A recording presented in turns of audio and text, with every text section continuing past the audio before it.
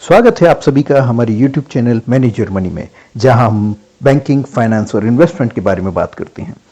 दोस्तों, केंद्र और राज्य के सरकारी कर्मचारियों, बैंक एम्प्लॉयज़ और दूसरे एम्प्लॉयज़ को मिलने वाली पुरानी पेंशन स्कीम का स्थान अभी नई पेंशन स्कीम ने ले लिया है, जिसका नाम है NPS यानी नेशनल पेंशन स्कीम, जो कई डिपार्टमेंट्स में 2004 से लागू है तो कहीं 2008 से लागू है। और अब केंद्रीय कर्मचारी, स्टेट गवर्नमेंट में भर्ती होने वाले नए कर्मचारी और सरकारी बैंकों के भी सभी कर्मचारी इसी स्कीम के अंतर्गत आते हैं। इसी बदलाव के चलते आपने कई बार इन कर्मचारियों को हड़ताल करते हुए या इसके बारे में विरोध प्रदर्शन करते हुए देखा होगा। लेकिन दोस्तों, NPS की अपनी बहुत सारे फायदे हैं जिनके बारे में आज हम जानेंगे।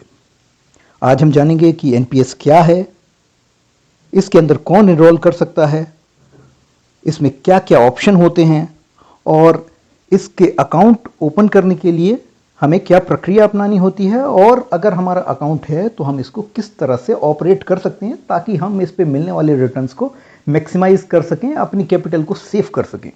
चलिए, तो सबसे पहले जानते हैं कि NPS क्या है। NPS मतलब नेशनल पेंशन स्कीम, जिसको केंद्रीय कर्मचारियों के लिए 2004 से और दूसरे कर्मचारियों के लिए जैसे कि बैंक के एम्प्लॉयज़, स्टेट गवर्नमेंट के एम्प्लॉयज़ के लिए 2009 से लागू किया गया। हालांकि यह डिफर कर सकता है डिपार्टमेंट के हिसाब से कि कब से अपॉइंट किए गए एम्प्लॉयज़ पर यह लागू होगी। नेशनल पेंशन स्कीम में भी पुरानी पेंशन स्कीम्स की तरह एम्प्लॉय का कंट्रीब्यूशन और एम्प्लॉयर का कंट्रीब्यूशन होता है, जो कि शुरू में 10% हुआ करता था, लेकिन रिसेंट अमेंडमेंट्स के हिसाब से यह 14% तक हो सकता है। NPS अकाउंट्स बेसिकली दो तरह के होते हैं, टीयर 1, टीयर 2। लेकिन जो मूलभूत पेंशन अकाउंट है वो टीयर 1 अकाउंट कहलाता है, और इस वीडियो में हम मुख्य रूप से उसी के बारे में चर्चा करेंगे। टीयर 1 अकाउंट को हम एक तरह से कंपलसरी पेंशन प्लान की तरह देख सकते हैं। वहीं टीयर 2 अकाउंट दो तरह के होते हैं। एक टीयर 2 अकाउंट सेविंग अकाउंट की तरह होता है, जिसको आप कभी भी डिपॉजिट या इन्वेस्टमेंट कर सकते हो और कभी भी उससे विड्रॉल कर सकते हैं, या एक ऑप्शनल होता है और प्योरली इन्वेस्टमेंट अकाउंट होता है। इसके साथ ही टीयर 2 का एक दूसरा प्रकार भी होता है जो सिर्फ सेंट्रल गवर्नमेंट के एम्प्लॉयज़ को अवेलेबल है, जिसके अंदर उनको टैक्स की छूट भी मिलती है, जो म्यूचुअल फंड की ELS स्कीम की तरह काम करता है, और इसमें डिपॉजिट किया गया कोई भी फंड 3 साल के लिए लॉक इन होता है। अन्य सभी इन्वेस्टमेंट स्कीम की तरह ही और इन्वेस्टर्स के हितों को प्रोटेक्ट करने के लिए, जैसे और जगहों पर भी कोई ना कोई रेगुलेटरी अथॉरिटी होती है, जैसे म्यूचुअल फंड में सेबी, इंश्योरेंस में IRDA, इसी तरह NPS में भी एक रेगुलेटरी अथॉरिटी है जिसको PFRDA यानी कि pension fund regulatory and development authority बोला जाता है। NPS के टीयर 1 अकाउंट में, जो कि कंपलसरी पेंशन प्लान का हिस्सा होता है, उसका इन्वेस्टमेंट 3 पार्ट्स में किया जा सकता है: equity, government securities, corporate bonds and deposit. हालांकि अभी हाल ही में इसका एक चौथा फॉर्म भी आया है, जो कि बहुत ज़्यादा प्रचलन में अभी नहीं है। उसको अल्टरनेटिव इन्वेस्टमेंट कहा जाता है। जैसा कि मैं पहले ही बता चुका हूं कि इसके अंदर इन्वेस्टमेंट, एम्प्लॉयर का कंट्रीब्यूशन और एम्प्लॉय का कंट्रीब्यूशन मिलकर होता है। चलिए, अब हम जान लेते हैं NPS के बेनिफिट्स को, कि क्यों NPS काफ़ी दूसरे इन्वेस्टमेंट से भी बेहतर है और कई मामलों में यह पुरानी पेंशन स्कीम से भी बेहतर हो सकता है। तो सबसे पहला अट्रैक्शन पॉइंट है स्कीम का, वो है high returns in long term. दोस्तों, अगर हम लॉन्ग टर्म में देखें तो इक्विटी हमेशा ही मार्केट को और दूसरे इन्वेस्टमेंट एवेन्यूज़ को आउट परफॉर्म करती रही है, और यह स्कीम भी इसका कोई एक्सेप्शन नहीं है। इस स्कीम में भी आने वाले रिटर्न्स अभी तक के उपलब्ध डेटा के बेस पर देखा जा सकता है, तो इसमें मिलने वाले रिटर्न्स 12% या उसके आसपास हैं। और अगर आप अपने मंथली डिडक्शंस को 12% कंपाउंडिंग के हिसाब से आपकी रिटायरमेंट एज पर बनने वाले कॉर्पस की कैलकुलेशन करने जाएंगे, तो आप पाएंगे कि इतना पैसा आपको पुरानी पेंशन स्कीम में कभी नहीं मिल सकता था। हालांकि इसके साथ थोड़ी रिस्क एसोसिएटेड हैं, लेकिन लॉन्ग टर्म में ये सारी रिस्क मिटिगेट हो जाती हैं, और जैसा कि आज तक देखा गया है 10 से 12% के रिटर्न हमेशा ही इक्विटी मार्केट देता रहा है। दूसरा, इसमें और भी बहुत सारे प्रोटेक्शंस हैं, जैसे कि इसमें किया जाने वाला इन्वेस्टमेंट गवर्नमेंट सिक्योरिटीज़ और कॉरपोरेट डिपॉजिट्स में भी होता है, जिनमें फिक्स रिटर्न होते हैं। वो भी काफ़ी अच्छे रिटर्न्स होते हैं, और नॉर्मल भी देखा जाए तो इनके रिटर्न्स भी 8 से 10% के एवरेज में आ जाते हैं। इस पर मिलने वाले रिटर्न्स और प्रीवियस 10 सालों में मिले हुए रिटर्न्स पर मैंने एक अलग से वीडियो बनाया है, जिसकी लिंक मैं आपको दे रहा हूं, आप उसको देख सकते हैं। और यह डेटा सभी साइट्स पर, इवन एनपीएस की ऑफिशियल साइट पर और दूसरी भी फाइनेंशियल साइट्स पर उपलब्ध है, जिसे आप क्रॉस टैली कर सकते हैं। तो आप पाएंगे कि सभी तरह की असेट क्लास का अगर एवरेज आप निकालें तो 10% से ऊपर के रिटर्न बड़ी आसानी से पिछले 12 सालों में आए हैं और यही ट्रेंड आगे भी जारी रह सकता है। इसके बाद एनपीएस का जो सबसे ज़्यादा अट्रैक्टिव पॉइंट है वो है टैक्स एग्जेम्पशंस। इसमें किया जाने वाला इन्वेस्टमेंट भी टैक्स फ्री होता है, ना कि सिर्फ 80C के अंदर बल्कि 81D1B के अंदर भी। आप अगर आपने 1.5 लाख से ऊपर भी कोई कंट्रीब्यूशन आपने या आपके एम्प्लॉयर ने किया है तो उसके ऊपर 50,000 रुपये यानी कि टोटल 2 लाख रुपए तक का आपको टैक्स एग्जेम्पशन मिलता है। इसके अलावा जब भी आप कुछ कंडीशंस के अंदर इस स्कीम से पार्शियल विड्रॉल्स करते हैं वह भी टैक्स फ्री होते हैं और रिटायरमेंट पर मिलने वाला विड्रॉल भी टैक्स फ्री होता है। यानी यह स्कीम ईईई कैटेगरी में आती है, मतलब exempt exempt exempt exempt at the time of investment, exempt at the time of withdrawal and exemption on any income generated on this fund. अब हम जानेंगे कि इन फंड्स का मैनेजमेंट किस तरह से होता है, कौन सी फंड्स हैं जो इसके अंदर एसोसिएटेड हैं, फंड मैनेजमेंट कंपनीज कौन सी हैं। तो दोस्तों, जब ये स्कीम को शुरू किया गया 2004 में, जब सिर्फ यह केंद्रीय कर्मचारियों पर लागू थी, तो उस वक्त सिर्फ 3 कंपनीज हैं जो सरकारी कर्मचारियों के फंड्स को मैनेज करते हैं, वो है एलआईसी, एसबीआई और यूटीआई।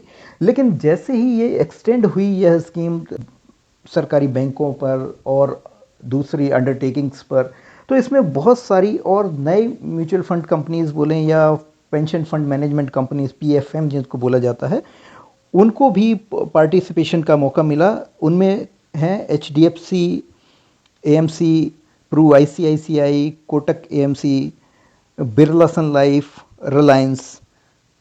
इस तरह से आपके पास 7 ऑप्शंस अवेलेबल होते हैं। इन 7 पेंशन फंड मैनेजर्स में से आप किसी एक को अपना फंड मैनेज करने के लिए चूज कर सकते हैं। जैसा कि अभी हमारी चर्चा हुई कि इन्वेस्टमेंट अलग अलग असेट क्लास में किया जाता है, जैसे इक्विटी जो कि काफ़ी हाई रिस्क होता है, कॉरपोरेट बॉन्ड्स जो थोड़ा मॉडरेट रिस्क में आते हैं, उसके अलावा गवर्नमेंट सिक्योरिटीज़ जो कि लो रिस्क होता है। इसके अलावा एक अल्टरनेट इन्वेस्टमेंट स्कीम भी होती है जिसमें मैक्सिमम 5% तक आपके फंड का एलोकेशन किया जा सकता है, लेकिन यह वेरी हाई रिस्क कैटेगरी होती है, तो नॉर्मली इसमें इन्वेस्टमेंट रेयरली ही फंड मैनेजर करता है। अब आपका फंड आपकी सैलरी से डिडक्ट होकर फंड मैनेजमेंट कंपनी के पास चला जाता है, लेकिन इसमें भी अगर आप चाहें तो आपका इंटरवेंशन हो सकता है। अगर आप चाहें कि आप अपने पेंशन फंड को भले ही खुद मैनेज ना करें, लेकिन फंड का एलोकेशन आपकी चॉइस के हिसाब से हो, तो यह भी इस स्कीम में पॉसिबल है। आपका जो फंड होता है इसको 2 तरह से इन्वेस्टमेंट किया जा सकता है, एक ऑटो चॉइस और दूसरा एक्टिव चॉइस। ऑटो चॉइस में एक टेबल जो आप देख सकते हैं, इसके हिसाब से आपकी एज के हिसाब से आपकी risk taking capacity auto derive होती है और उसके बेसिस पे इसका एलोकेशन किया जाता है। जैसा आप टेबल में देख रहे हैं कि एज के बढ़ने के साथ साथ इक्विटी में आपका कंट्रीब्यूशन कम होता जाता है, जबकि गवर्नमेंट सिक्योरिटीज़ और कॉर्पोरेट डिपॉजिट्स में उस एलोकेशन को बढ़ा दिया जाता है। आजकल इस ऑटो चॉइस के अंदर भी आपको 3 चॉइस मिलने लगी हैं, aggressive auto choice, moderate auto choice और कंजर्वेटिव ऑटो चॉइस, जिसमें असेट क्लासिफिकेशन और अलोकेशन अलग अलग होता है, जिनकी टेबल्स में आपको दिखा रहा हूँ। इधर आप देख पा रहे हैं कि आपकी चॉइस के हिसाब से या कैटेगराइजेशन के हिसाब से फंड एलोकेशन इक्विटी में चेंज होता रहता है, और जो इक्विटी के एलोकेशन में चेंज होता है वो कॉर्पोरेट डिपॉजिट्स और गवर्नमेंट सिक्योरिटीज़ में जाता है। दूसरी तरफ अगर आप चाहते हैं कि आपकी एज के हिसाब से ये चेंज ना होकर आप खुद अपना फंड का एलोकेशन करें और आप इक्विटी में ज़्यादा फंड देना चाहते हैं, तो ऐसे केस में आप एक्टिव चॉइस भी ले सकते हैं। एक्टिव चॉइस में इन्वेस्टर खुद डिसाइड करता है कि उसका एसेट का एलोकेशन किस तरह से हो, लेकिन इसमें कुछ शर्तें होती हैं, जैसे आपका इक्विटी में एलोकेशन कभी भी 75% यानी 75% से ऊपर नहीं हो सकता है। बाकी का बचा हुआ 25% गवर्नमेंट सिक्योरिटीज़ या कॉरपोरेट डिपॉजिट्स में जाना ज़रूरी होता है। इस फंड के एलोकेशन को आपसे मार्केट के मूवमेंट के हिसाब से आप देखते हैं कि कभी बढ़ाना है, कभी कम करना है, तो इस तरह की लिबर्टी भी आपके पास होती है। आप पेंशन फंड मैनेजमेंट कंपनी जो आपकी है उसको साल में एक बार बदल सकते हैं। आपकी जो स्कीम है, आपको ऑटो चॉइस लेना है या एक्टिव चॉइस लेना है, इसको साल में 2 बार बदल सकते हैं। इसी तरह असेट एलोकेशन का परसेंटेज जो है इसको भी आप साल में 2 बार बदल सकते हैं। इधर मेरा साल से मतलब एक फाइनेंशियल ईयर से है कि एक वित्तीय वर्ष में ये नियम लागू होते हैं। अगर हम बात करते हैं कि इस अकाउंट को कौन खोल सकता है, तो 18 साल से 65 साल तक की उम्र के कोई भी इंडियन रेसिडेंट इंडिविजुअल इस अकाउंट को खोल सकते हैं। एनआरआई भी इस अकाउंट को खोल सकते हैं। नॉर्मल कोर्स में तो यह अकाउंट सैलरीड क्लास के केस में एम्प्लॉयर ही आपको खुलवा के देता है, आपकी ज्वाइनिंग फॉर्मेलिटी के साथ ही खुल जाता है। लेकिन उसके अलावा भी किसी भी बैंक की ब्रांच में जाकर खोला जा सकता है, जिसे कि हम पॉइंट ऑफ प्रेजेंस यानी पीओपी कहते हैं।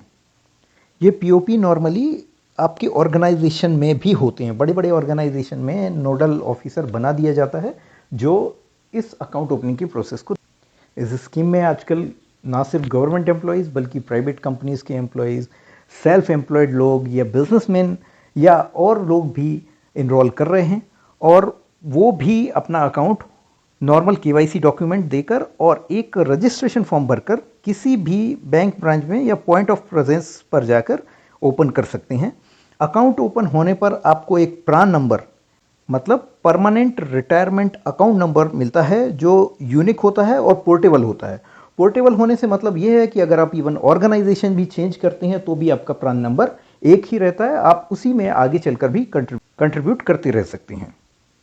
एनपीएस के लिए के बारे में आपको कोई भी जानकारी है तो इंटरनेट पर बहुत जानकारी अवेलेबल है। इसकी ऑफिशियल साइट है npscra.nsdlco.in, जिसकी लिंक मैं आपको नीचे डिस्क्रिप्शन में दे रहा हूँ। एनपीएस का एक ऐप भी है जिस पर उसको ऑपरेट करना बहुत आसान है, काफ़ी यूज़र फ्रेंडली है। इसको भी डाउनलोड करके अगर आपने एनपीएस में कंट्रीब्यूशन किया है या करना चाहते हैं तो भी आप कर सकते हैं। लेकिन अकाउंट ओपनिंग के लिए आपको पीओपी पर ही करना होगा या अपने नोडल ऑफिसर के थ्रू ओपन करना पड़ेगा। आप अगर चाहें तो खुद भी यह अकाउंट ओपन कर सकते हैं ऑनलाइन।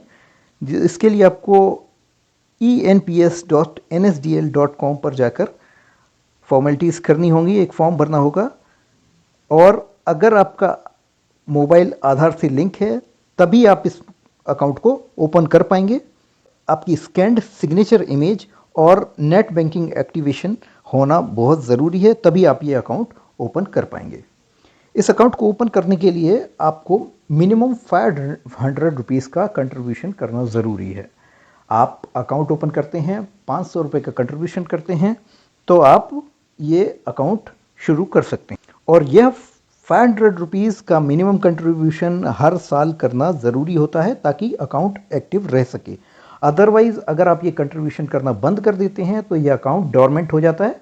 हालांकि यह अमाउंट आपका लैप्स नहीं होता है, लेकिन इस अकाउंट को फिर से एक्टिवेट करने के लिए जितने टाइम पीरियड के लिए आपने 500 रुपीज़ मिनिमम डिपॉजिट जो है नहीं किया है, अगर मान लीजिए आप 3 साल बाद इसको एक्टिव करना चाहते हैं तो आपको उन 3 साल के लिए 500 रुपये जमा करने होंगे, तब यह अकाउंट एक्टिव हो सकता है। तो अभी तक हमने जाना एनपीएस क्या होता है, अकाउंट कैसे ओपन होता है, इसके बेनिफिट्स क्या हैं। अभी हम इस एनपीएस को कैसे एक्टिवली मैनेज कर सकते हैं, रिटायरमेंट पे इसके फंड्स का सेटलमेंट कैसे होता है और किस तरीके से इसका फंड हमें मिलता है, एन्युटी कैसे क्रिएट होती है, इसके अलावा टियर 2 अकाउंट्स क्या होते हैं, उनको कैसे ऑपरेट करते हैं, उनके क्या बेनिफिट्स हैं, एनपीएस पर आज तक मिलने वाले रिटर्न्स का एनालिसिस भी हम आगे आने वाले वीडियोस में करेंगे।